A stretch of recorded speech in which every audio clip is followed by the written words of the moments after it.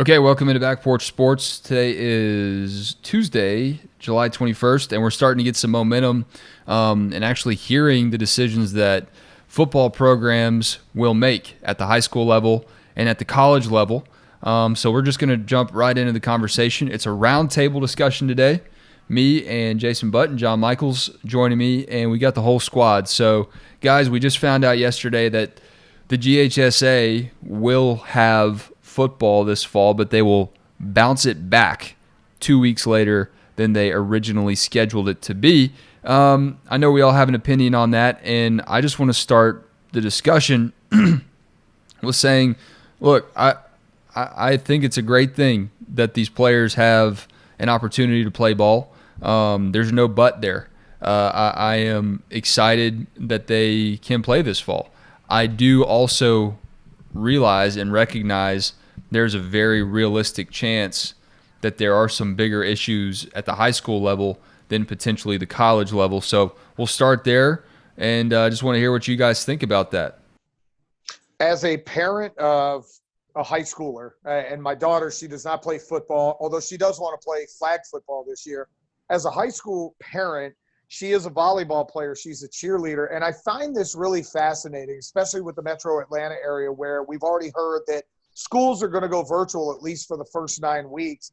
We're kind of giving a mixed message here. We're telling kids it's not safe enough, and we're telling parents it's not safe enough to send our kids back to school for inside classroom learning. Yet it is safe enough to go play volleyball, football, whatever other sport happens to coincide in the fall calendar. So I'm excited for the kids. I know our kids are wanting to go back to school. They want to go play. But for health and safety, I really find it interesting that school's not allowed to have students, but football and other sports are allowed to be played. It's kind of like the NFL where they're saying you can tackle and do everything during a game, but then afterwards you can't swap a jersey. So you're getting you're not necessarily sending the same message. And my thing is that I think and want – I shouldn't say I think, but I want kids to have the opportunity. I think there are a lot of kids out there who need, whether they're rising juniors or rising seniors, who they need the opportunity if they're going to go to college. For a lot of kids in low and not great economic areas, they need this opportunity to get scholarship offers, maybe to be the first kid from their family to go to college. That's an avenue for them, and if they don't have it, that can be a big detriment to them when it comes to being able to further their education. That said, to make this happen, I just think the GHSA has to do more. Yeah, they've put out protocols, and this is what each individual school district has to do. But I just wonder if that's enough. I mean, if we're talking about ensuring the safety of these kids, I just think you need to be a lot more proactive in a situation like this and not leave it up to individual districts. You're seeing inconsistencies, like John mentioned, where some school districts are virtual learning, some are planning to be in person. There's so much to yet to be learned about this virus. In all honesty, that you really need to take a more proactive approach, I think, at the leadership level, instead of trying to step back and put the onus on everybody else and therefore deflect blame when it's all said and done in a worst case scenario. Yeah, look, I mean, working in local news, a little bit more so than you two guys, I feel like I probably interacted with the GHSA. Jason, I can't speak to your level of communication with them through the years. I know John, primarily talking about college and professional sports at 92.9, I don't think you had too much face-to-face interaction with the GHSA. If you did, I apologize. But I say this respectfully. A high school football coach in the state of Georgia, in the South, is a revered occupation. I mean, you are right next to a reverend, a minister. The respect that goes along with that.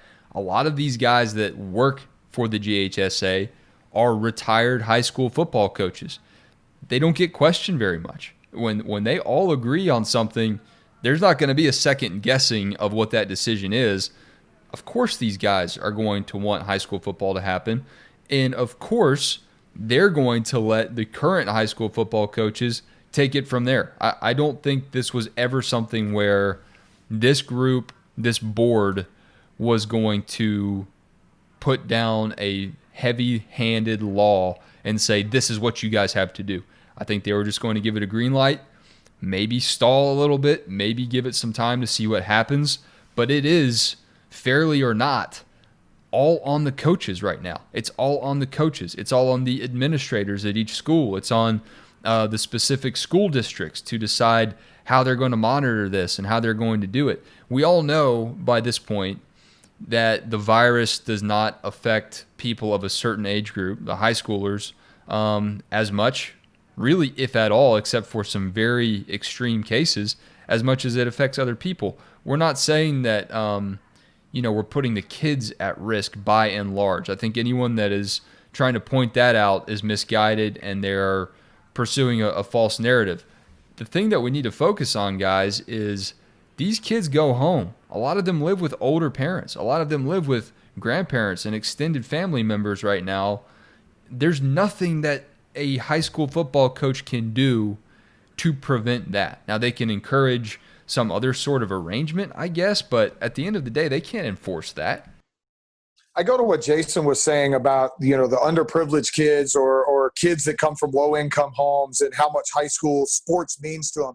And Wes, before my time at 92.9, I actually did call some high school games, which is funny. You probably never knew that. I was the color commentator on the Friday night game of the week on the old 790 The Zone, me and a guy named Trey McDaniel. So I didn't speak with the GHSA often, but I did get to be around a lot of the coaches. And you're right, they are revered. You go to Brookwood, you go to North Gwinnett or any of these places where they have really successful programs, and the high school coach is held in very high regard. But to go back to your point about, what the risks are for the kids themselves. I live in Gwinnett. Again, I have kids that go to school in Gwinnett County high schools. I've driven by Brookwood. These kids have been out there practicing. Now they're doing social distancing. They're lining up 3 or 4 yards apart where they're able to do all the drills that they have, but they're putting helmets on now. And I think the toughest part with this when it comes to the high school coaches, maybe more than anything, it's not what they can control when the 70 to 100 kids are under their supervision.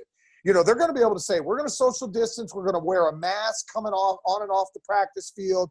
We're not going to line up in the water hose like we normally do or whatever it may be. The hardest thing they're going to have is when that young man leaves their site and goes home.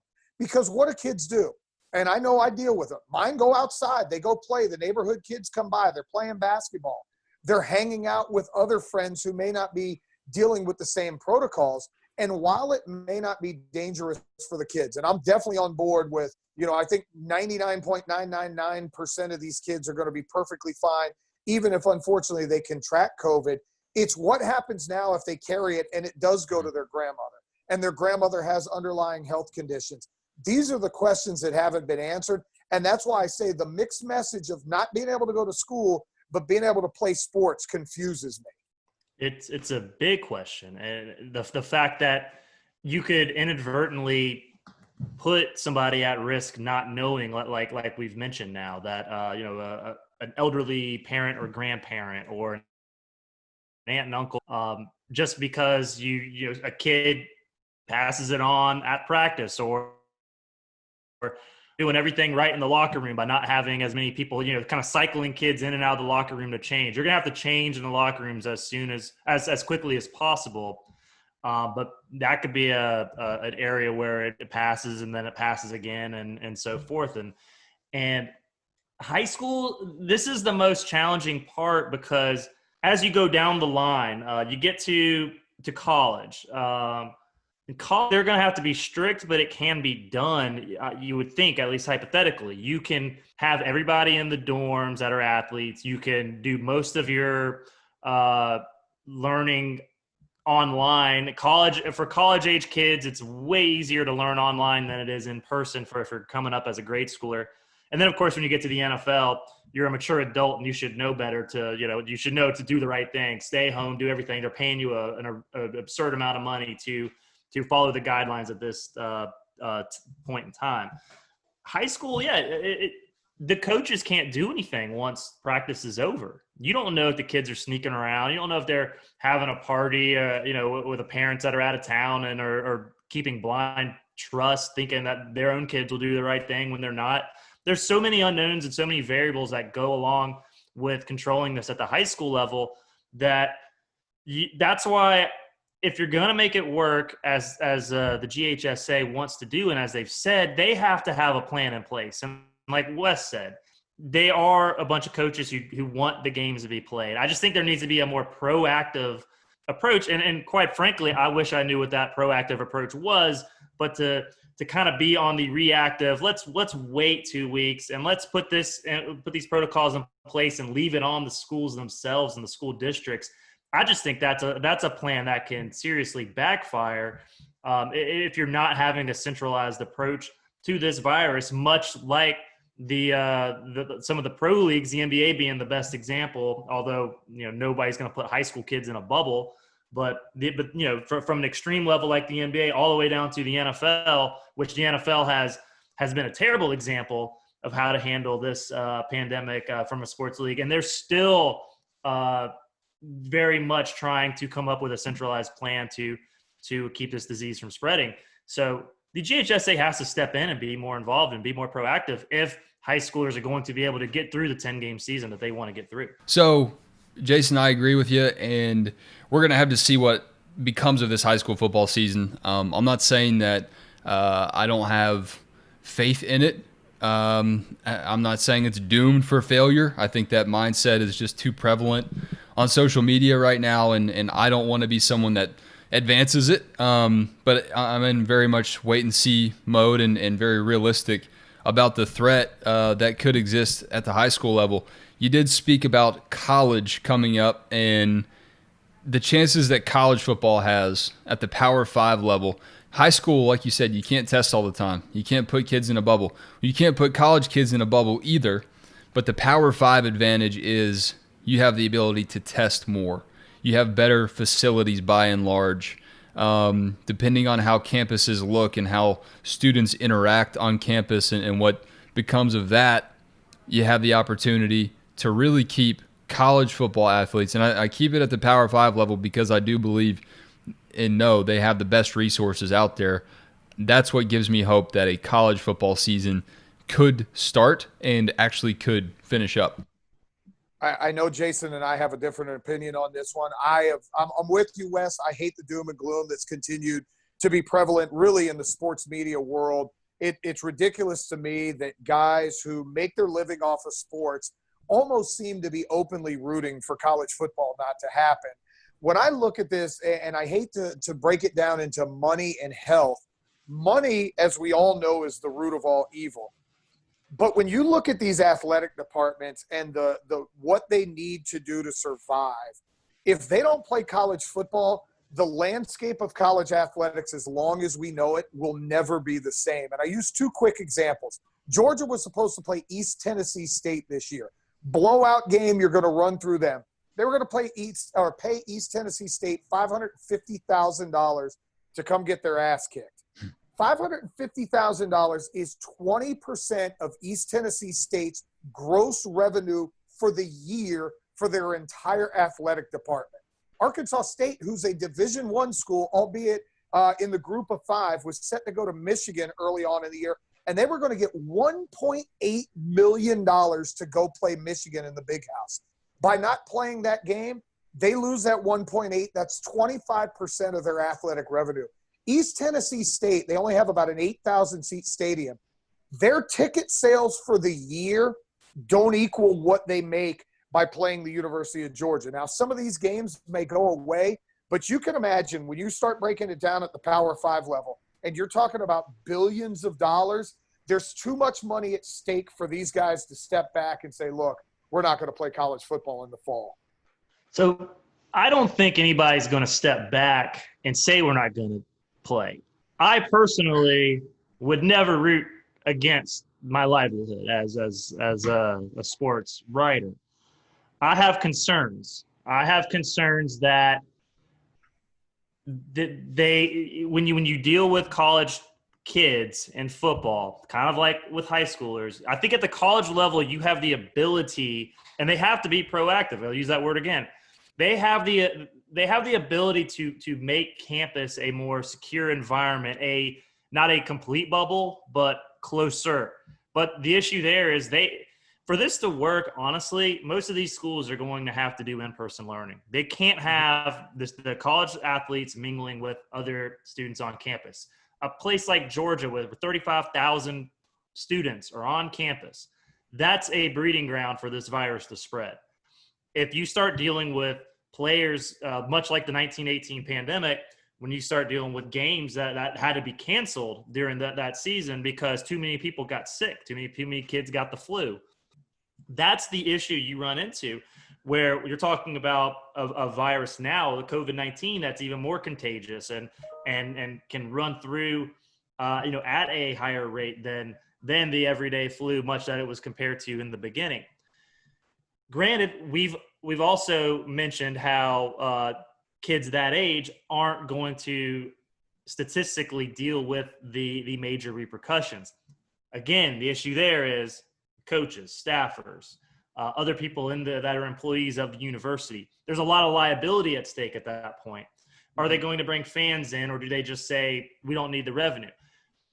Power 5 has, much like both of you mentioned, Power 5 has the best chance to do something. The SEC specifically, with all the money the SEC has, if it comes down to the SEC being the only conference that plays college football this year, it would not surprise me in the slightest because of the money, the resources, the ability to the sheer desire to the local governments who will bend over backwards for their state football coach.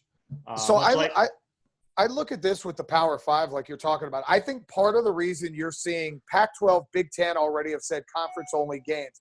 I think the ability to have a unified, standardized way of operating. If the SEC and the ACC and the Big 12 all join and go conference-only or conference plus, Georgia Tech gets that rivalry game, Clemson, South Carolina, et cetera. You then have the ability with those Power 5 brokers to look and go, we're going to test this way. We are going to bubble our kids. And I know I've seen people on social media go, you can't do that to a college kid. If I'm a college kid and my choices are A, I play college athletics for a year and I live in a bubble for 3 months, or B, I miss out on my freshman, sophomore, or junior year because we don't know in the spring if this thing's going to go away. If my choices are miss out or do what's right, you potentially do what's right. And to go back to the NBA, they're now having thousands of tests with 0 positives. Right. The MLS has been playing now for over a week. Thousands of tests, 0 positives. If you find a way to incubate these kids away from the general population of their school, and maybe it is, hey, you're going to have to do online learning for this semester. It's just a fact of the matter that's different than what we've been through before. Now, if the group of 5 wants to join in, you expand the field a little bit more. But let's be honest, when it comes to what we care about from an athletic standpoint, the college football playoffs, the only thing that anybody cares about is the college football playoffs. Who's going to be the national champion? You know who's going to end up being that? Somebody out of one of the Power 5 conferences. So if 1 year we say, look, we're playing 8, 9, 10 conference games, and that's going to be it, and we find a way to standardize test it, I think that's the way that the Power 5 will have a season go forth this year. There's one other thing I want to add, and this is an ethical dilemma that probably won't be raised at the NCAA level because that's not their thing. And it's the issue of amateurism. If you are going to put these kids in a bubble and restrict their movements on campus and make them travel to various cities to play football games in the middle of a pandemic, you almost, with that risk associated with it, you almost have to provide some sort of financial reward for that. I mean, I've long been a proponent of, paying these kids a market value or letting them capitalize on their name, image, and likeness, which is now starting to enter the first steps. But in a time like this, it almost seems foolish that any institution would not do what's appropriate and give these players additional compensation for the risk that is associated with this. And I think that's something that should be addressed as well in this discussion. It's not going to surprise me, though, if the NCAA pushes back on that or isn't in favor of it, just given their track record. I mean, is that really going to surprise anybody if if they're totally tone deaf on this? Well, the problem is Mark Emmert and the NCAA really don't have – they have jurisdiction, so to speak, over the Power Five. But when it comes to the money, when it comes to the playoffs, the Power Five basically runs their own. The problem is you have a figurehead like Mark Emmert who has done absolutely nothing in these 4.5 months, yet a couple of days ago comes out and goes, well, we're up against it if we're gonna have a season. Well, what are you getting paid millions of dollars for? Sit on your ass and collect a check while your institutions dangle in the wind, while you wait for the commissioners of each individual conference to come back and make a decision? That's the issue. And this is why I think zero leadership, just like Jason was saying earlier. It's zero. And this is why I think we're going to see the first step of many steps where the group of five fractions away from the NCAA when it comes to college football. They're going to do their own thing because they're the ones that run it anyway. Yeah, guys, we've talked about this before, about how the time that we're in now has put us in an alternate reality in a lot of ways, and there will be repercussions because of that. There will be things that change things down the road and change our future because of it, whether it's technology, whether it's business, or college football. I mean, I think you're very realistically looking at something that changes the way that college athletics and college football looks for the rest of time. I mean, this is the kind of thing that changes your identity as a college football program, as a college football conference, and as the NCAA. Well, guys, we're going to wrap it up there, and I just want to really quickly, do you guys think that the GHSA will finish its season, and do you think that college football Power 5 conferences, at least one or two of them, will finish their seasons? I'm not confident with the GHSA because I don't believe they have strong leadership. I am confident Power 5 starts the season. I'm going to say jury's out on if they finish. There's just too many unknowns, too many variables at play right now. I want them to. I don't want that to be misconstrued. I'm going to say yes to both. I think they both start and both finish. And maybe people actually heed the CDC's recommendation that if we wear a mask for the next 4 to 8 weeks, we can stomp this thing out.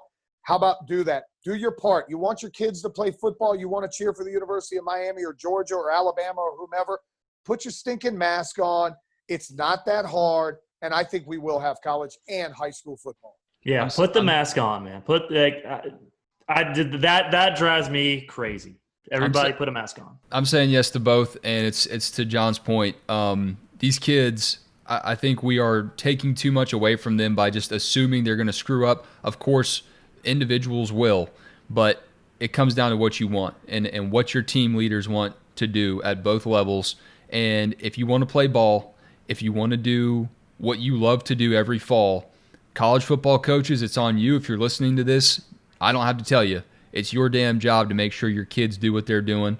Collegiately, you have a lot more support getting that done, but it comes down to coaches. It comes down to schools.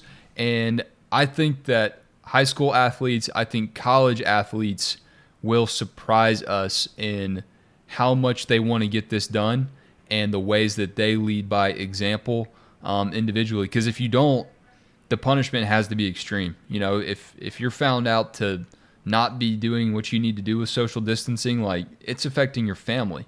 It's affecting your teammates' families. So do the right thing, and I think they'll both finish up. But I don't think it will be without mess. I don't think it will be without speed bumps. It's going to be messy, and it's going to be ugly, and we're just going to have to stay laser focused, team by team and player by player.